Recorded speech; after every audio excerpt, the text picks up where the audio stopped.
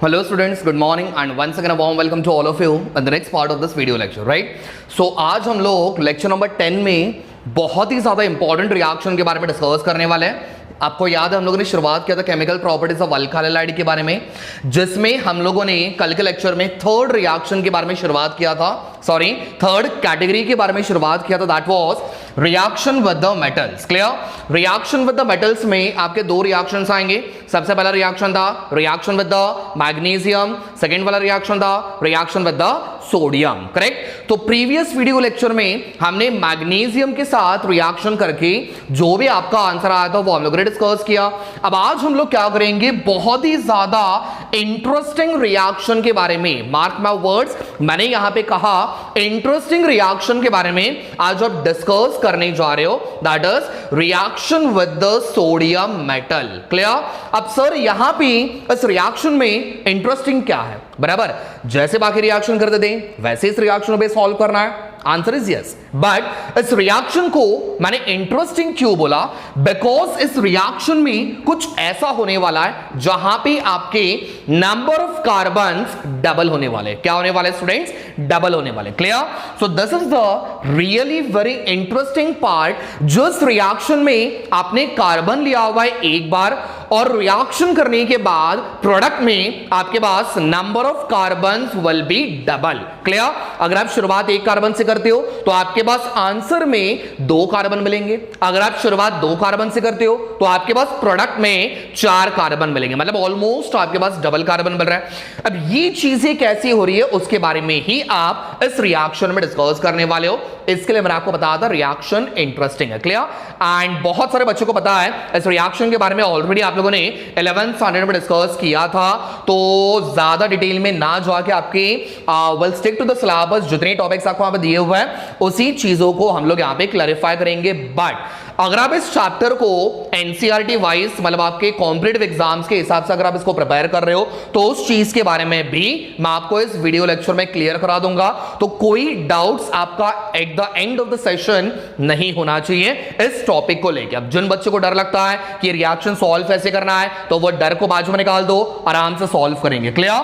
चलो, so reaction with the sodium metal, इसी reaction को हम एक और नाम से जानते हैं which is called as Wurtz reaction. ठीक है? वुड करके मैंने नहीं बोला, दैट इज वुड्स रिएक्शन। ठीक है? Now this is again a named reaction. अब आपने इसको नेम्ड रिएक्शन क्यों बोला होगा स्टूडेंट? बिकॉज यहां पे Wurtz was the name of the scientist जिन्होंने आपको इस रिएक्शन के बारे में बताया था। जस्ट बिकॉज ऑफ दैट आपने इस रिएक्शन को क्या कहा है? Wurtz reaction. क्लियर? अब इस रिएक्शन की खास बात स्टूडेंट, मैंने क्या बोला था यहां पे? नंबर ऑफ कार्बन्स, यहां पे मैं लिख के रखता हूं, नंबर ऑफ कार्बन एटम्स यहां पे क्या हो जाएंगे स्टूडेंट्स? प्रोडक्ट साइड पे डबल हो जाएंगे। वेरी इंपॉर्टेंट, यहां पे इस रिएक्शन में एक तरह का जादू होने वाला स्टूडेंट्स। ठीक है? तो नंबर ऑफ कार्बन एटम्स इस रिएक्शन में क्या होने वाला है? डबल होने वाला है। अब ये चीजें कैसी होंगी उसके बारे में डिस्कस करते हैं। ठीक है? चलो, सबसे पहले स्टेटमेंट, फिर उसके बाद इसको रिएक्शन में कन्वर्ट करेंगे। ठीक है? चलो, अब सबसे पहले वर्ड्स रिएक्शन के बारे में स्टेटमेंट पहले समझ लेते हैं। ठीक है? तो चलो शुरुआत करते हैं। सबसे पहले अल्काइल हैलाइड, शुरुआत किससे की हम लोगों ने? Alkyl halide. ठीक है? कितने मॉलिक्यूल्स लेंगे सर? 2 मॉलिक्यूल्स हम लोग यहां पे ले लेंगे। ठीक है? इसका रिएक्शन करेंगे सोडियम मेटल के साथ। किसके साथ? Sodium metal. ठीक है? चलो, बैलेंसिंग के लिए हम लोगों ने इसको 2 मॉलिक्यूल्स लिया हुआ है। ठीक? Reaction should be carried in presence of very important catalyst that is called as dry ether. क्या इस्तेमाल किया हुआ है? Dry ether. अब बहुत सारे बच्चों को डाउट होता है सर यहां पे हमने ड्राई वाला कंडीशन क्यों इस्तेमाल किया हुआ है, मॉइस्ट वाला कंडीशन हम यहां पे इस्तेमाल कर सकते हैं क्या? तो ये सारी चीजें हम लोग प्रॉपरली डिटेल में डिस्कस करेंगे, उसका टेंशन बिल्कुल ना लो। पहले मैं एक बार स्टेटमेंट बता दो, उसको रिएक्शन में कन्वर्ट करते हैं एंड देन आपके हर एक डाउट्स में क्लैरिफाई करता हूं। हूं, ठीक है। तो यहां पे कंडीशन याद रखना, ड्राई ईथर लिया हुआ है, रिएक्शन करने के बाद अब हमारे पास क्या मिलेगा, सैचुरेटेड हाइड्रोकार्बन, जिसे हम बड़े प्यार से स्टूडेंट्स क्या कहते हैं, दैट इज अल्केन्स। क्लियर, समझ में आ गया। तो ये रिएक्शन होता है वर्ड्स रिएक्शन, कुछ करना नहीं है। अगर मैंने नींद में भी उठ के पूछा ना तो भी आपको रिएक्शन याद होना चाहिए। इतना सिंपल डेफिनेशन मैं आपको इसका बता रहा हूं, ठीक है। तो हमने क्या लिया हुआ है, अल्काइल हैलाइड, कितने मॉलिक्यूल्स लिए हुआ है, 2 मॉलिक्यूल्स लिए हुआ है। इसका रिएक्शन किसके साथ करोगे, सोडियम मेटल, बैलेंस करने के लिए वो भी मैंने कितने बार लिया हुआ है, 2 बार लिया हुआ है। Reaction must be carried in presence of dry ether. Reaction करने के बाद मेरे पास क्या बनेगा, दैट इज अल्कीन, ठीक है। चलो अब इसके रिएक्शन की बारी, रिएक्शन सॉल्व कैसे करना है, बहुत सिंपल है, ध्यान से देखना। चलो शुरुआत कहां से करना है हमें, अल्काइल हैलाइड, फॉर्मूला क्या बनेगा, R-X, ठीक है। अब सारे बच्चों को यहां तक तो समझ में आना चाहिए, ठीक है। नहीं समझ में आ रहा तो बेटा स्टार्टिंग के वीडियो से फिर बाद में कुछ नहीं किया, ठीक। चलो अल्काइल हैलाइड का फॉर्मूला बन जाएगा R-X। इसका रिएक्शन हमें किसके साथ करना है, sodium metal, so that is Na। कितने मॉलिक्यूल्स हमने यहां पे लिए हुआ है, 2 बार लिया हुआ है। रिएक्शन वापस करेंगे। अब मुझे बताना, मैंने अल्काइल हैलाइड कितनी बार लेना था स्टूडेंट्स, 2 बार लेना था। सर आपने एक बार यहां पे लिया हुआ है, एक और बार लेना है ना, तो मेरी मर्जी, मैं एक मॉलिक्यूल यहां पे लिखा हुआ है तो मैं एक और मॉलिक्यूल यहां पे लिख दूं, चलेगा। आपके ऊपर है, दोनों मॉलिक्यूल साइमल्टेनियसली एक साथ यहां पे दिखाना है तो भी चलेगा, कोई डाउट नहीं है। बट आपको मैं एक्सप्लेन कर रहा हूं ताकि आपको अच्छी तरीके से समझ में आना चाहिए। तो मैं एक काम कर देता हूं, अल्काइल हैलाइड मैंने एक बार यहां पे लिखा हुआ है, अब एक और बार मैं राइट साइड में लिख देता हूं, बट इस बार इसका रिप्रेजेंटेशन अपोजिट डायरेक्शन में कर रहा हूं, तो इस तरीके से आ गया X-R। क्लियर, मतलब सेम है स्टूडेंट्स, इसका नाम मत बदल देना, वरना बहुत सारे बच्चे फिर बाद में इसको हैलाइड अल्काइल लिखेंगे। सर क्यों, आपने उल्टा लिखा हुआ, हम भी उल्टा लिखेंगे, ठीक, ऐसा करना मत। चलो reaction must be carried in presence of dry ether. अब इसका रीजन मुझे बताना, रिएक्शन करने के बाद अब क्या होगा, सोडियम क्या बनेगा, इलेक्ट्रोपॉजिटिव, मतलब इसके पास कौन सा चार्ज होगा स्टूडेंट्स, पॉजिटिव। हैलोजन क्या बनेगा, इलेक्ट्रोनेगेटिव, कौन सा चार्ज करेगा, नेगेटिव, यहां पे भी नेगेटिव। क्लियर, चलो अब क्या होगा, इलेक्ट्रोपॉजिटिव इलेक्ट्रोनेगेटिव वाले को अपने साथ लेके चला जाएगा, करेक्ट है। तो इतनी चीजें आपके बाहर चले जाएंगी। अब जरा चेक करना बॉक्सेस के बाहर क्या दिख रहा है, यहां पे क्या दिया हुआ है, R, यहां पे क्या दिया हुआ है, R, दोनों चीजें मिलके बना देंगे R-R, and this compound is exactly what we called as alkene. Clear, चलो अब इसका बाय प्रोडक्ट क्या बनेगा, बोलो। सोडियम कितनी बार दिया हुआ है, 2 बार, X कितनी बार दिया हुआ है, 2 बार, दोनों चीजें मिलके बनाएंगे 2 मॉलिक्यूल्स ऑफ NaX। समझ में आ गया। तो ये बन जाएगा आपका जनरल रिएक्शन, किसके लिए, वर्ड्स रिएक्शन के लिए। क्लियर, समझ में आ गया। अब यहां पे मैंने आपको बताया था सॉरी, इस रिएक्शन में सर जादू कहां पे हुआ, नंबर ऑफ कार्बन एटम्स आपके डबल कहां पे हुए, तो इसके बारे में एक सिंपल सा एग्जांपल लेके बता दो, ठीक है। चलो मान लो मैंने यहां पे एग्जांपल लिया हुआ है, R की जगह पे एग्जांपल है CH3, ठीक। तो मैंने यहां पे R की जगह पे लिया हुआ है एग्जांपल CH3, X की जगह पे आपकी मर्जी, मैंने यहां पे लिया हुआ है Br, आप चाहो तो Cl ले लो, ठीक। चलो इसका नेमिंग क्या बनेगा, CH3 बोला मतलब मिथाइल, Br बोला मतलब ब्रोमाइड। क्लियर, सो फार समझ में आ गया। तो ये बन जाएगा मिथाइल ब्रोमाइड। इसका रिएक्शन किसके साथ करना है स्टूडेंट्स, सोडियम कितनी बार लिया हुआ है, 2 मॉलिक्यूल्स हमने यहां पे लिए हुआ है। रिएक्शन वापस किसके साथ, तो एक और बार मुझे अल्काइल हैलाइड लेना है, 2 बार लिया हुआ है ना। अब जो मॉलिक्यूल मैंने यहां पे लिया हुआ है सेम मॉलिक्यूल मैं कॉपी कर रहा हूं, बट इसका रिप्रेजेंटेशन अपोजिट साइड से, तो पहले आ जाएगा Br, यहां पे आ जाएगा CH3। क्लियर, समझ में आ गया। चलो इसका भी नेमिंग क्या बनेगा, that is methyl bromide. Clear. अच्छा स्टूडेंट्स, अब मुझे बताना, हमने शुरुआत कितने मॉलिक्यूल से की थी, 1 मॉलिक्यूल। मेरे पास कितने कार्बन थे, एक ही कार्बन था, बराबर। अब आप ये मत बोलना सर आपने यहां पे भी एक और बार लिया हुआ है, बेटा मॉलिक्यूल्स कभी भी एक बार आप नहीं लोगे। अब जितनी बार सॉरी, मेथाइल ब्रोमाइड कभी भी आप एक बार नहीं लोगे, वो तो आपके पास बहुत सारी चीजें होती है, बहुत टाइम्स होते हैं, करेक्ट है।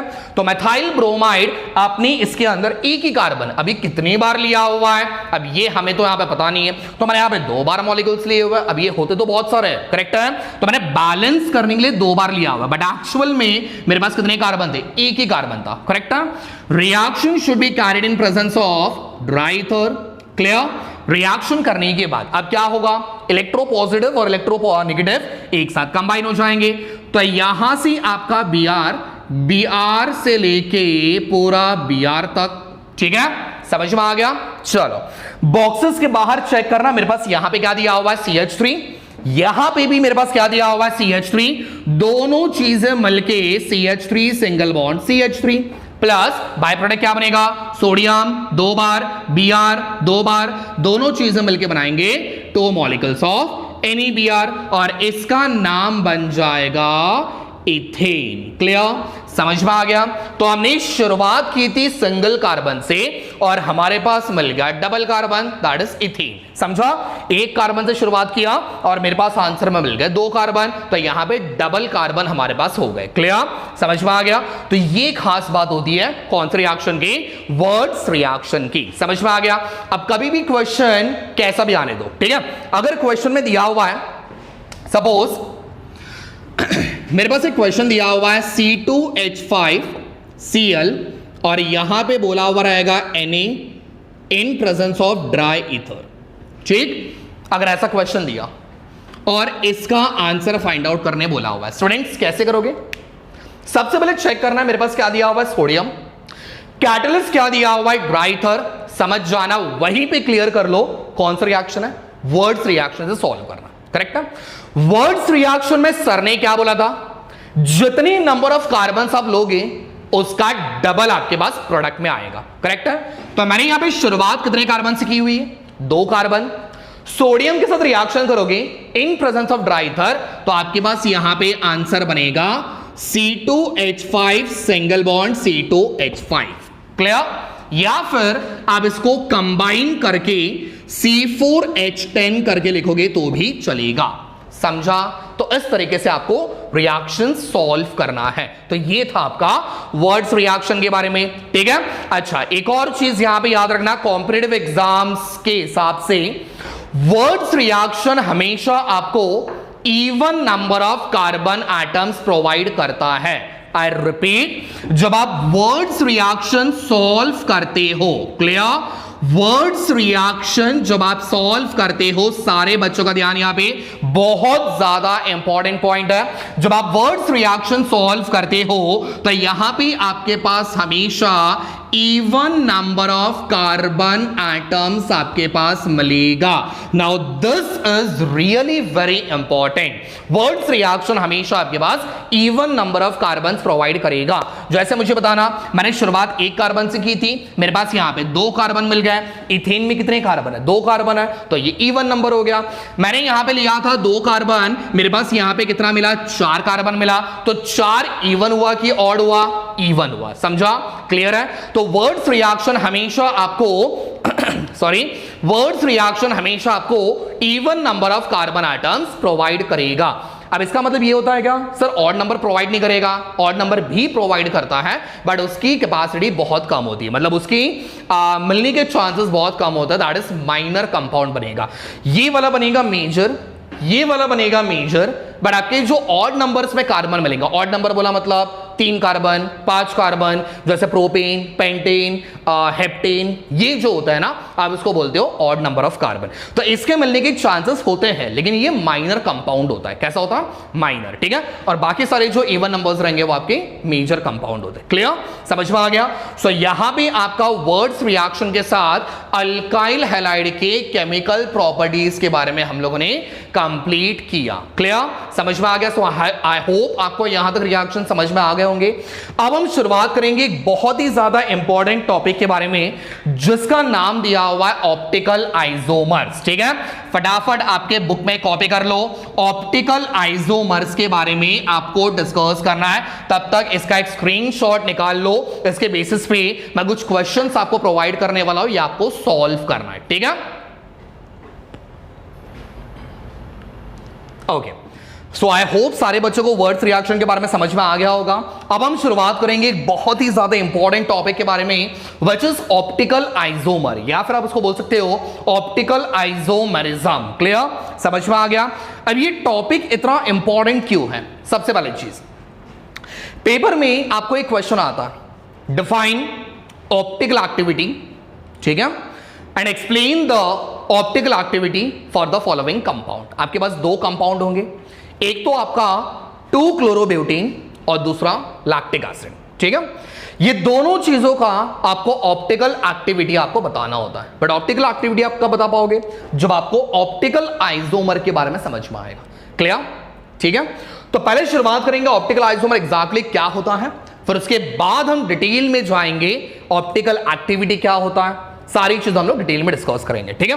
अब तो ये सबसे बड़ा पहाड़ है, ठीक है, ये आपको चढ़ना है, बट इसको चढ़ने से पहले आपके पास बहुत सारी डिफिकल्टीज आने वाली है। वो डिफिकल्टीज को पार करने के बाद आप इस टॉपिक के बारे में समझ पाओगे, ठीक, क्लियर।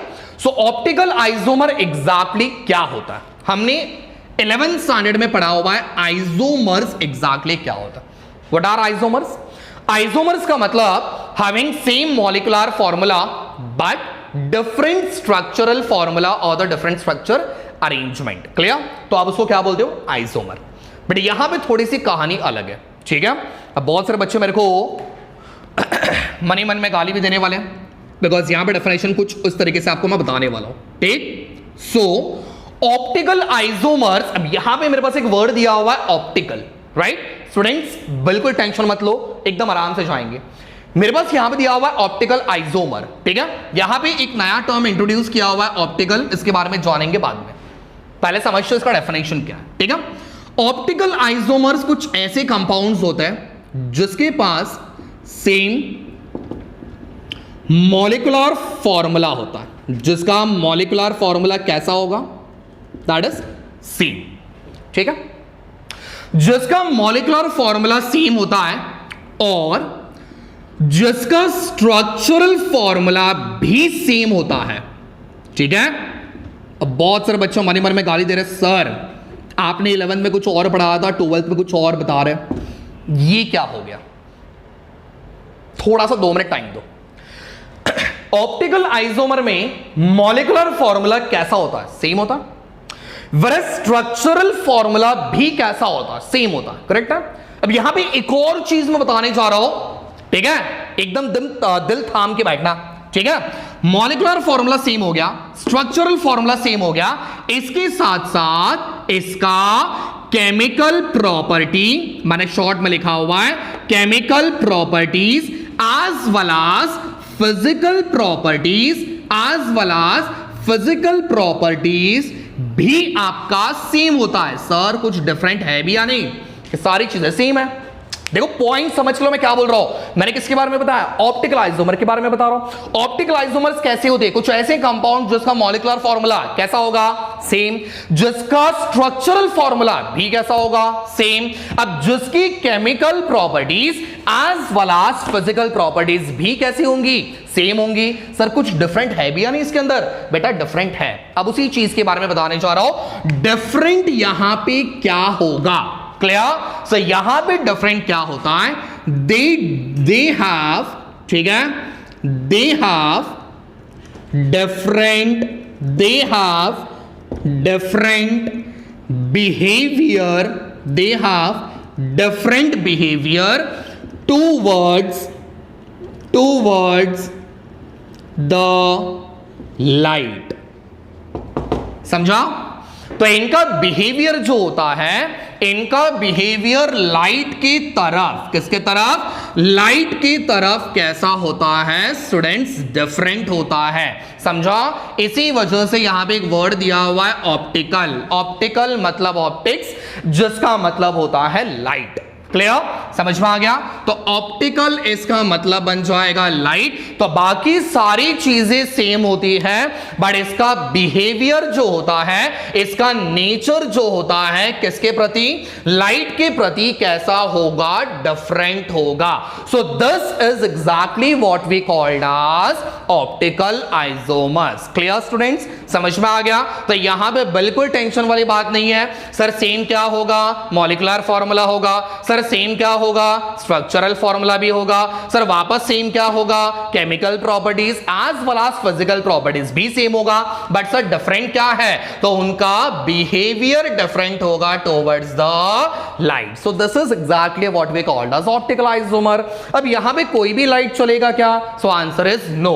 एक पर्टिकुलर लाइट की आपको जरूरत होती है which is called as PPL. Students IPL नहीं, पीपीएल, ठीक है। अब पीपीएल का मतलब क्या होगा, प्लेन, पढ़ा हुआ आप लोगों ने, polarised, plane polarised light, correct है। तो कोई भी लाइट के सामने उसका बिहेवियर डिफरेंट नहीं होता। आपको एक खास किस्म की लाइट की जरूरत होती है जिसे हमने बड़े ही प्यार से बोला हुआ है प्लेन पोलराइज्ड लाइट। क्लियर, समझ में आ गया। तो अब हम समझेंगे प्लेन पोलराइज्ड लाइट का मतलब क्या होता है। प्लेन पोलराइज्ड लाइट को समझने के बाद हम समझेंगे ऑप्टिकल एक्टिविटी क्या होता है, ठीक है। चलो, प्लेन पोलराइज्ड लाइट, शॉर्ट में मैंने इसको क्या बोला हुआ है, पीपीएल। एक सिंपल से एग्जांपल लेते हैं। मान के चलो इस क्लासरूम में जितने भी आप लाइट्स देख पा रहे हो, ये कौन सी लाइट्स होंगी, this all are the ordinary lights. ये कौन सी लाइट है, ऑर्डिनरी लाइट, जिसके अंदर क्या होता है, जिसकी वाइब्रेशंस ऑल पॉसिबल डायरेक्शंस में होते हैं। क्लियर है। कभी ऐसा होता है क्या, आपने लाइट चालू किया हुआ है, ठीक स्टूडेंट्स, आपने लाइट चालू किया हुआ है, पहले लाइट का प्रकाश मेरे टकले पे गिरेगा, फिर जाके किसी और बच्चे के टकले पे गिरेगा, बिल्कुल नहीं होता। जब आप लाइट चालू करते हो तो क्या होता है, उसके जो वाइब्रेशंस होते हैं वो ऑल पॉसिबल डायरेक्शन, मतलब जहां पे जा सकता है वहां तक वो पहुंचेगा। क्लियर। तो सपोज मान लेते हैं सपोज मान लेते हैं ये हमारा सोर्स है, सोर्स जिसमें से आपका लाइट जाने वाला है, ठीक। ये हमारा सोर्स है और इस सोर्स में से ऑल पॉसिबल्स आपकी वाइब्रेशंस बाहर निकल रहे हैं, ठीक, समझ में आ रहा है। तो ये आपके लाइट का वाइब्रेशंस ऑल पॉसिबल डायरेक्शंस में मैं आपको बता रहा हूं। सो ये कौन सी लाइट हो गई स्टूडेंट्स, तो ये बन जाएगा सॉरी ऑर्डिनरी लाइट। ये कौन सी लाइट हो गई हमारी, ऑर्डिनरी, जो आपके घर पे होती है, जो क्लासरूम में आप देख पा रहे हो, ये कौन सी लाइट हो गई, ऑर्डिनरी हो गई, ठीक है। जिसके वाइब्रेशंस ऑल पॉसिबल डायरेक्शंस में, ठीक, यहां पे लिख के रखता हूं, जहां भी आपके vibrations are in all directions. Clear, एकदम आराम से बता रहा हूं, बस ध्यान से देखना। थोड़ा सा वीडियो लेंथी जरूर होगा बट कॉन्सेप्ट क्लियर करो स्टूडेंट्स, ये आपका बहुत इंपॉर्टेंट चीज है, ठीक है। बार बार देखो उसको बट क्लियर कर लो, ठीक है। चलो, अब मैंने इसको क्या किया, मैंने इस ऑर्डिनरी लाइट को मैंने एक पोलराइजर में से मैंने उसको पास किया। किसमें से पास किया, पोलराइजर में से मैंने उसको पास किया। सपोज मान के चलते हैं हमने यहां पे जो पोलराइजर लिया हुआ है that is nothing but a Nicol prism, ठीक है। पोलराइजर एक्चुअली क्या करता है, आपके लाइट को कट करने का काम करता है, चाकू की तरह काम करेगा वो, ठीक। आपके लाइट को कट करने का काम करता है कौन, पोलराइजर, समझा। तो मैंने यहां पे पोलराइजर के तौर पे हमने क्या इस्तेमाल किया हुआ है, निकोल प्रिज्म इस्तेमाल किया हुआ है, ठीक है। या फिर आप इस मटेरियल को पोलरॉइड करके बोलोगे तो भी चलेगा। तो पोलरॉइड्स कुछ ऐसी चीजें होती है जो क्या करते हैं, आपके लाइट को कट करने का काम करती है, ठीक, समझ में आ गया। सो आई होप यहां तक समझ में आ गया होगा। अब क्या होगा, जब आप इस ऑर्डिनरी लाइट को पोलराइजर में से पास करते हो, एग्जाम्पल के तौर पे मैंने लिया हुआ है निकोल प्रिज्म, जब आपका ऑर्डिनरी लाइट इसमें से पास होगा तो स्टूडेंट्स क्या होगा, निकोल प्रिज्म क्या करेगा, आपकी सारी लाइट को कट करेगा एक्सेप्ट अ सिंगल वाइब्रेशन, समझा। तो सिंगल वाइब्रेशन को रखेगा और बाकी सारे वाइब्रेशंस को कट कर देगा। तो मेरे पास यहां पे एज अ रिजल्ट मेरे पास क्या मिलेगा, तो ये बन जाएगा source that is the centre point. और यहां पे मेरे पास एक डायरेक्शन में वाइब्रेशन मिला, ठीक है। तो बाकी का जो लाइट का डायरेक्शन था, जो वाइब्रेशंस की डायरेक्शन से, वो क्या हो गए, आपके कट हो गए। कट करने का काम किसने किया, पोलराइजर। क्लियर, समझ में आ गया। तो ये मेरे पास बन जाएगा सिंगल वाइब्रेशन। क्या बन जाएगा, अब इसका वाइब्रेशन कैसा है, सिंगल डायरेक्शन में है। यहां पे डायरेक्शन कैसा था, ऑल पॉसिबल डायरेक्शन, और यहां पे मेरे पास क्या मिला, single vibration. Now this is exactly what we called as a plane polarised light. Clear, समझ में आ गया। तो प्लेन पोलराइज्ड लाइट कैसा होता है, ठीक है। तो इसी चीज को आप लोग बोलोगे पीपीएल, और इसी प्लेन पोलराइज्ड लाइट के दौरान आपका वो बिहेवियर चेंज करता है। अगर आप पूछोगे सर मैंने ऑर्डिनरी लाइट लिया तो होगा क्या, सो आंसर इज नो। उसके लिए खास किस्म की लाइट की जरूरत होती है, that is plane polarised light. अब कोई मुझे बता सकता है प्लेन पोलराइज्ड लाइट कहां पे इस्तेमाल होती होगी, सॉरी जो आपका पोलरॉइड जो होता है, पोलराइजर या फिर पोलरॉइड्स, ये कहां पे इस्तेमाल होते होंगे। सबसे बढ़िया एग्जांपल आपके गाड़ी के हेडलाइट्स में, करेक्ट ना। आपके गाड़ी के हेडलाइट्स में आपका जो हेडलाइट लगा हुआ रहता है वो आपका एक पोलरॉइड की तरह काम कर रहा है। अंदर से ऑर्डिनरी लाइट जा रही है, बाहर निकलते समय वो पीपीएल में कन्वर्ट हो रही है, करेक्ट ना, समझ में आ गया। एक और एग्जांपल, आपके एरोप्लेन की जो विंडोज जो होता है उसमें जो ग्लास लगी हुई रहती है वो भी किसकी तरह काम करता है, पोलराइजर की तरह काम करता है, दैट इज पोलराइड्स। क्लियर, समझ में आ गया। तो सो फार यहां तक मेरे हिसाब से आपको मैकेनिज्म समझ में आ गया होगा। अब हम बात करेंगे ऑप्टिकल एक्टिविटी एग्जैक्टली क्या होती है, ठीक है। ओके, सो अब हम शुरुआत करेंगे ऑप्टिकल एक्टिविटी एग्जैक्टली क्या होती है उसके बारे में हम देखने वाले, ठीक है। अभी हम लोगों ने फिलहाल डिस्कस किया ऑप्टिकल आइसोमर क्या होता है, हमने डिस्कस किया पीपीएल का मतलब क्या होता है, ठीक है, कहां पे चेंजेस होते हैं उसके बारे में डिस्कस किया। अब हम शुरुआत करेंगे ऑप्टिकल एक्टिविटी क्या होता है। ऑप्टिकल एक्टिविटी एक्चुअल में कुछ सब्सटेंस आपको शो करते हैं, ठीक है। सब्सटेंस आपका ऑप्टिकल एक्टिव है या नहीं, ये चीज फाइंड आउट करने के लिए आपको ऑप्टिकल एक्टिविटी का फिनोमेना परफॉर्म करना होता है, ठीक है। कौन सा सब्सटेंस ऑप्टिकल एक्टिव है या फिर कौन सा सब्सटेंस ऑप्टिकली इनएक्टिव है, ये चीज पता करने के लिए हमें क्या करना होता है, ऑप्टिकल एक्टिविटी का फिनोमेना, ऑप्टिकल एक्टिविटी का फिनोमेना आपको परफॉर्म करना होता है। इज दैट क्लियर स्टूडेंट्स, ठीक है। अब हम शुरुआत करते हैं, इसका फिनोमेना एग्जैक्टली क्या है उसके बारे में शुरुआत करते हैं, ठीक है। तो सपोज मान लेते हैं हमने यहां पे क्या लिया हुआ है, प्लेन पोलराइज्ड लाइट लिया हुआ है। बिकॉज मैंने आपको पहले बताया था कोई भी लाइट यहां पे इस्तेमाल नहीं कर सकते हो, तो हमने यहां पे लिया हुआ है plane polarised light. I hope सारे बच्चों को समझ में आ रहा है, ठीक। तो ये कौन सा लाइट हमने लिया हुआ है, प्लेन पोलराइज्ड लाइट, ठीक है। प्लेन पोलराइज्ड लाइट को हमने क्या किया, एक ऑर्गेनिक सब्सटेंस में से हमने पास किया, एक ऑर्गेनिक सॉल्वेंट या फिर ऑर्गेनिक सॉल्यूशन में से हमने पास किया, ठीक है। यहां पे हमने एक ऑर्गेनिक सॉल्यूशन लिया हुआ है, यहां पे हमने एक ऑर्गेनिक सॉल्यूशन लिया हुआ है, ठीक है। अब ये ऑर्गेनिक सॉल्यूशन का काम क्या होता है, ऑर्गेनिक सॉल्यूशन का काम क्या होता है, इसके अंदर जो सब्सटेंस होगा वो ऑप्टिकली एक्टिव है या नहीं, ये हमें फाइंड आउट करना है, ठीक है। तो यहां पर नीचे लिख देता हूं, ऑर्गेनिक सॉल्यूशन के अंदर जो भी चीजें होंगी, whether the substance is optically active और इनएक्टिव। क्लियर, तो फाइंड आउट दिस हमने यहां पे एक सॉल्यूशन लिया हुआ है, क्लियर। अब हमने क्या किया, इस प्लेन पोलराइज्ड लाइट को हमने इस ऑर्गेनिक सॉल्यूशन में से पास किया, जिसमें हमें फाइंड आउट करना है वो सब्सटेंस ऑप्टिकली एक्टिव है कि इनएक्टिव है, यह हमें फाइंड आउट करना है, ठीक है। अब जैसे ही उसको मैंने ऑर्गेनिक सॉल्यूशन में से पास किया तो मेरे पास यहां पे 3 अलग अलग रिजल्ट्स आएंगे। कितने स्टूडेंट्स, 3 अलग अलग रिजल्ट आएंगे। सबसे पहला फर्स्ट रिजल्ट हमारे पास क्या मिलेगा, जैसे आपके इस प्लेन पोलराइज्ड लाइट को मैंने इस ऑर्गेनिक सॉल्यूशन में से पास किया, ऑर्गेनिक सॉल्यूशन में से बाहर निकलने के बाद उसमें कोई चेंजेस नहीं हुआ, वो एज इट इज आपका बाहर निकल गया, मतलब इसकी डायरेक्शन में कोई भी चेंजेस नहीं हुआ। क्लियर, समझ में आ गया। इसके डायरेक्शन में कोई भी चेंजेस नहीं हुआ। अब ये मत बोलना सर यहां पे 4 लाइन खिंचा हुआ, यहां पे 3 लाइन, सर 1 लाइन कम हो गया, बिल्कुल नहीं, ठीक है।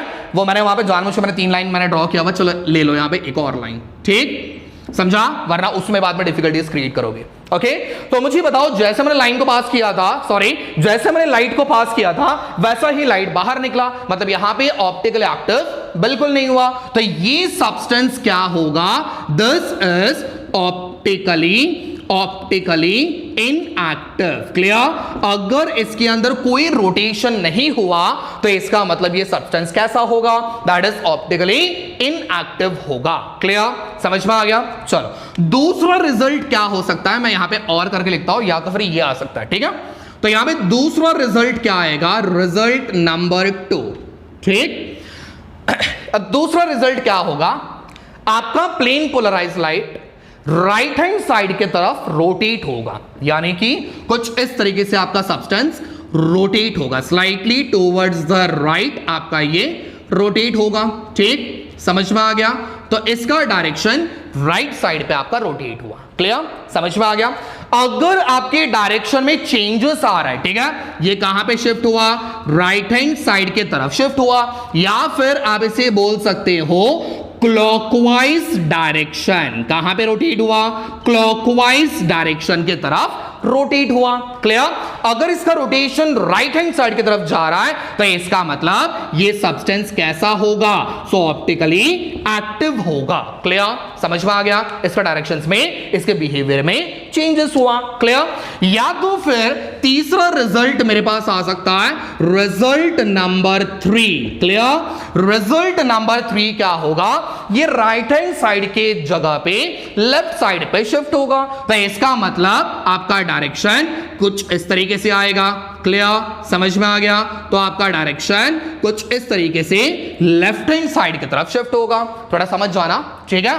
तो ये बन जाएगा आपका लेफ्ट हैंड साइड, या फिर आप इसे कह सकते हो that is anti clockwise direction, anti clockwise direction, बराबर। अगर ये लेफ्ट हैंड साइड की तरफ शिफ्ट हो रहा है या फिर एंटी क्लॉकवाइज डायरेक्शन शिफ्ट हो रहा है, तो भी आपका ये स्ट्रक्चर ऑप्टिकली कैसा होगा, एक्टिव होगा, क्लियर, समझ में आ गया। तो हमें इनएक्टिव के बारे में बात नहीं करना, हमें किसके बारे में बात करना है, एक्टिव के बारे में। तो एक्टिव में मुझे कितने रोटेशंस मिलेंगे, 2, एक बनेगा क्लॉकवाइज, एक बनेगा एंटी क्लॉकवाइज, क्लियर। जब आपका लाइट क्लॉकवाइज डायरेक्शन में रोटेट करता है, इसी हम लोग बड़े प्यार से नाम दिया हुआ है, which is called as dextrorotatory, clear, dextro, sorry handwriting अगर नहीं समझ में आई तो, डेक्स्ट्रो रोटेटरी सब्सटेंस, क्लियर, समझ में आ गया। वरस बाय चांस अगर आपका लाइट एंटी क्लॉकवाइज में रोटेट कर रहा है तो उसे आप लोग कहोगे लेवो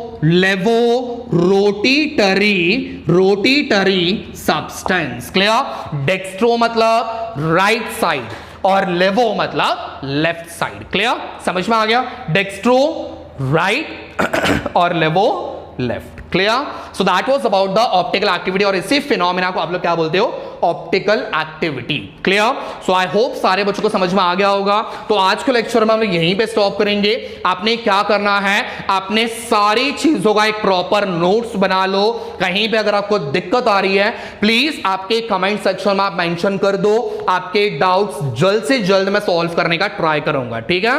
प्लीज मेक श्योर आप पूरा वीडियो देख रहे हो, बिकॉज यहां पे मैंने आपका बहुत ही ज्यादा डिटेल में एक्सप्लेन किया हुआ है, ठीक है। Thank you so much, stay tune for the next video.